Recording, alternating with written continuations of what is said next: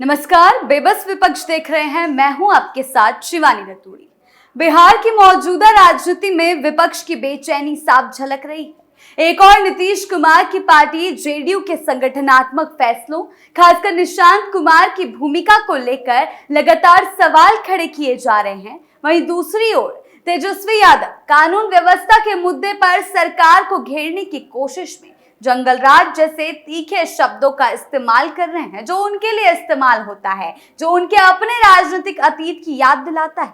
इसी बीच पप्पू यादव के विवादित बयानों ने विपक्ष की स्थिति को और असहज बना दिया है, जिससे यह साफ संकेत मिलता है कि सत्ता पक्ष पर दबाव बनाने की जल्दबाजी में विपक्ष खुद ही उलझनों में फंसता हुआ नजर आ रहा है। तो क्या कुछ चल रहा है, उस पर बात करेंगे, लेकिन उससे पहले एक नजर डालते हैं बिहार की टॉप हेडलाइंस पर।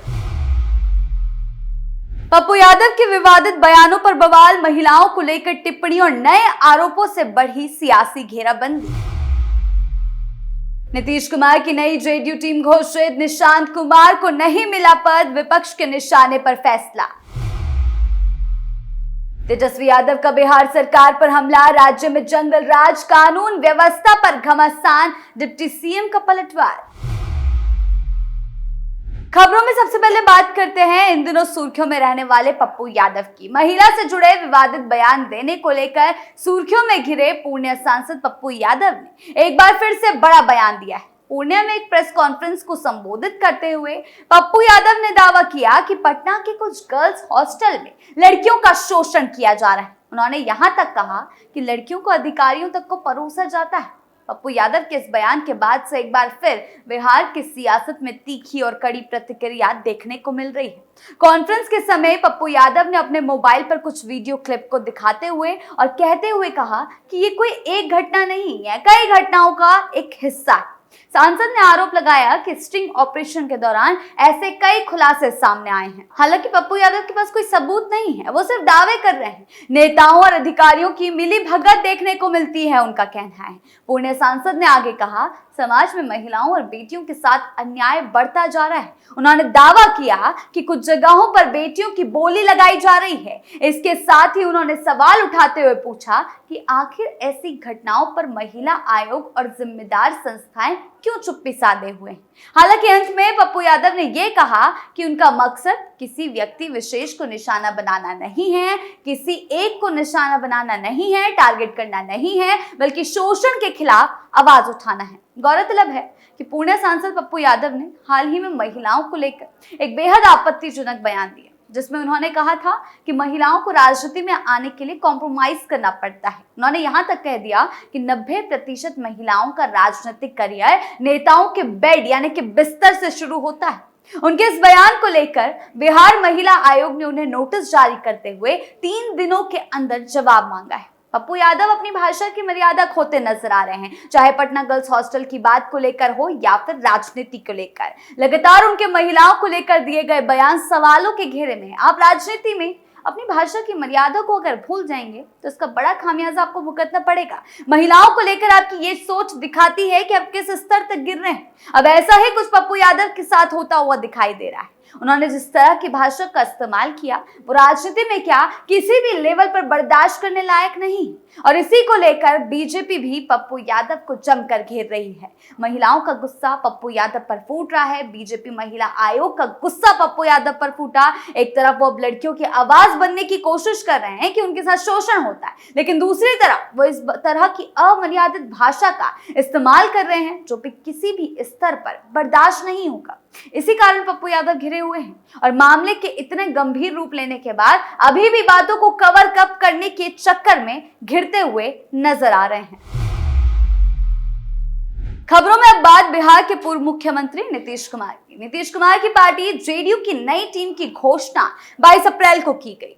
जेडीयू की ओर से राष्ट्रीय पदाधिकारियों की सूची जारी की गई। लिस्ट के अनुसार नीतीश कुमार साल 2028 तक पार्टी के राष्ट्रीय अध्यक्ष बने रहेंगे। जहानाबाद के पूर्व सांसद चंद्रेश्वर प्रसाद चंद्रवंशी को राष्ट्रीय उपाध्यक्ष बनाया। मनीष वर्मा राष्ट्रीय महासचिव फिर से बनाए गए। जेडीयू की ओर से जारी राष्ट्रीय पदाधिकारियों में नीतीश कुमार समेत 27 बड़े नेताओं के नाम शामिल। लेकिन सबसे बड़ी बात है कि पार्टी में शामिल होने के बावजूद इस लिस्ट में नीतीश कुमार के बेटे निशांत कुमार का नाम नहीं और इसको लेकर चर्चाएं भी शुरू हुई। हालांकि नीतीश को पता है कि कब कौन सी चाल चलनी है। इससे साफ है कि निशांत कुमार संगठन में फिलहाल कोई पद में नहीं लेंगे। वो सरकार में शामिल नहीं हुए तो क्या निशांत कुमार बगैर किसी पद पर बैठे, बगैर किसी पद पर रहते हुए पार्टी की बागडोर संभाल लेंगे? इस पर जेडीयू की ओर से कहा गया पद महत्वपूर्ण नहीं है, पार्टी की विरासत को आगे बढ़ाना जरूरी है। वहीं आरजेडी ने आरोप लगाया कि उनके सहयोगी जेडीयू को खत्म करने का प्लान बना रहे हैं। जेडीयू के राष्ट्रीय पदाधिकारियों की लिस्ट में निशांत कुमार का नाम नहीं होने पर पार्टी के मुख्य प्रवक्ता सह एमएलसी नीरज कुमार ने कहा कि निशांत कुमार अपने पिता नीतीश कुमार की विरासत को आगे ले जाने के लिए एक संकल्पित हैं, जिसको पार्टी ने स्वीकार किया। ये जेडीयू की ओर से बयान आ रहे हैं, बीजेपी की ओर से बयान आ रहे हैं। निशांत कुमार ने पद को त्याग किया है, पद महत्वपूर्ण नहीं है, बल्कि बिहार के विकास की विरासत महत्वपूर्ण है और पद से कोई व्यक्ति स्वीकार नहीं हो जाता। आज पार्टी के राष्ट्रीय नेतृत्व ने आग्रह किया तब निशांत कुमार ने अपनी एक्टिवनेस दिखाई। नीरज कुमार ने बड़ा एग्जाम्पल देते हुए कहा, नीतीश कुमार का पुराना इतिहास रहा है। वो समता पार्टी के अध्यक्ष रहकर केंद्रीय मंत्री या मुख्यमंत्री नहीं बने थे। निशांत कुमार ने ऐसी विरासत की संतान है जिनके पीछे पद दौड़ता है। पार्टी ने उन्हें सर्वमान्य नेता मान लिया। उन्होंने कहा कि किसी पर पार्टी में किसी पद को लेने के लिए खुद निशांत कुमार ही त्याग दिए हैं। वहीं आरजेडी ने निशांत कुमार को पद नहीं दिए जाने पर बड़ी भविष्यवाणी की है। विपक्षी दल की ओर से कहा गया कि जेडीयू को खत्म करने की प्लानिंग।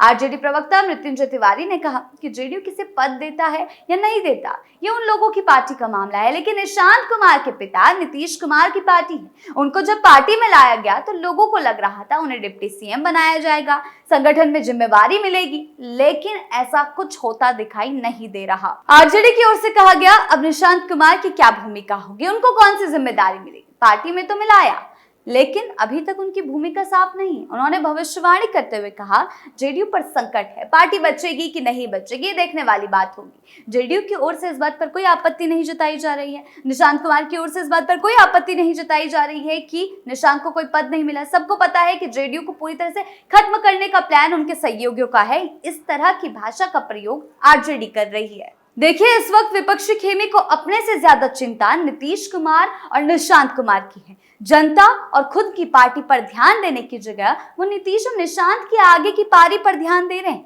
जिसके कारण वो खुद ही कटघरे में खड़े हो जा रहे हैं। क्योंकि जेडीयू और नीतीश या निशांत को इस बात से कोई दिक्कत नहीं है, लेकिन विपक्ष को इस बात से दिक्कत है कि निशांत को पद क्यों नहीं मिला, क्योंकि उन्हें बीजेपी का डर सता रहा है और वो सोच रहे हैं कि बीजेपी जेडीयू को खत्म करने की प्लानिंग बना रही है। इसी के कारण लगातार आरजेडी ही गिर रही है, क्योंकि वो जनता पर ध्यान नहीं दे रही, वो अपनी पार्टी पर ध्यान नहीं दे रही, बल्कि दूसरी पार्टियों पर, दूसरे गठबंधन पर ध्यान दे रही है और इससे उनकी मुश्किलें और ज्यादा बढ़ती जा रही हैं। बात करें अगली खबर की। बिहार के नेता प्रतिपक्ष तेजस्वी यादव ने सरकार पर निशाना साधा। पिछले दिनों राज्य में बढ़ती आपराधिक घटनाओं पर तेजस्वी ने कई सवाल उठाए। नेता प्रतिपक्ष ने सोशल मीडिया पर एक वीडियो पोस्ट किया। इसके साथ ही उन्होंने ये दावा किया कि बिहार में जंगल राज है। उन्होंने आगे लिखा कि राज्य में आपराधिक घटनाएं अपने चरम पर हैं। जैसा कि हमने आपको पहले भी बताया था तेजस्वी के इस पोस्ट के बारे में। उन्होंने आगे लिखा था, राज्य की कानून व्यवस्था पर सवाल उठाए थे। उन्होंने अपने पोस्ट में दावा किया कि राज्य में अपराध लगातार बढ़ रहे हैं, आम लोग खासकर महिलाएं सुरक्षित नहीं है। इस दौरान उन्होंने सीतामढ़ी के सीताराम चौक की घटना का जिक्र किया। कई तरीके की बड़ी बड़ी बातें उन्होंने अपने पोस्ट में की थी। लिखा कि दिन दहाड़े महिला के गले से सोने की चेन छीनकर बदमाश फरार हो गए। सरकार से कानून व्यवस्था के दावे पर सवाल उठाए हैं। उन्होंने तंज कसते हुए लिखा, बिहार में जंगल राज है और महिलाएं कहीं सुरक्षित नहीं। गौरतलब है, इससे पहले भी तेजस्वी यादव अपराधी सम्राट हो गया है जैसे बयान देकर सरकार पर निशाना साध चुके हैं, जिसके कारण वो खुद ही फंसे थे, जिससे राज्य की सियासत पहले गरमाई हुई थी। हालांकि तेजस्वी के लगातार हमलावर होने के बाद डिप्टी सीएम ने अब प्रतिक्रिया दी है। उनका कहना है कि तेजस्वी यादव को पहले खुद के शासनकाल पर जवाब देना चाहिए। कहा गया कि तेजस्वी को बिहार की कानून व्यवस्था कभी ठीक नहीं लगती, उनको उनके पिता के कार्यकाल की कानून व्यवस्था ठीक लगती है, अपने कार्यकाल ही बेहतर लगता है। राजनीतिक बयानबाजी के बीच बिहार में कानून व्यवस्था को लेकर आरोप प्रत्यारोप का दौर तेज है। सवाल उठाना विपक्ष का काम है, लेकिन अपने इसी सवालों की राजनीति में विपक्ष खुद की मुश्किलें 4 गुना बढ़ा देता है। तेजस्वी जिस जंगल राज की बात कर रहे हैं वो उनका भी अतीत है। आज कानून व्यवस्था सुधार के दौर पर है, लेकिन उस दौरान कानून व्यवस्था पूरी तरह से चरमरा चुकी थी। उनके पिता के कार्यकाल को उसी नाम से याद किया जाता है, इसलिए वो जहां सत्ता पक्ष पर सवाल उठाने की कोशिश कर रहे थे, जंगल राज का नाम लेकर उसमें वो खुद ही गिर गए और इसी कारण डिप्टी सीएम के बयानों से प्रदेश की राजनीति में हड़कंप मचा हुआ है और तेजस्वी की बोलती बंद हो गई है। बिहार की सियासत में ये दौर केवल आरोप प्रत्यारोप का नहीं बल्कि राजनीतिक संतुलन की परीक्षा का है। जबकि विपक्ष सरकार को घेरने की कोशिश में है, सत्ता पक्ष को घेर रहा है, लेकिन उसकी रणनीति और बयानबाजी ही उसे कमजोर करती दिख रही है। अगर विपक्ष को वास्तव में प्रभावी भूमिका निभानी है तो उसे व्यक्तिगत टिप्पणियों से आगे आना होगा, ऊपर उठना होगा और ठोस मुद्दों पर बात करनी होगी, विश्वसनीयता पर बात करनी होगी, एजेंडे पर ध्यान देना होगा, वरना उसकी ये बेचैनी सत्ता पक्ष के लिए ही सबसे बड़ा राजनीतिक लाभ बनती रहेगी। तो फिलहाल बेबस विपक्ष में इतना ही। आपकी इस बारे में क्या राय है, हमें कमेंट सेक्शन में जरूर बताएं। धन्यवाद।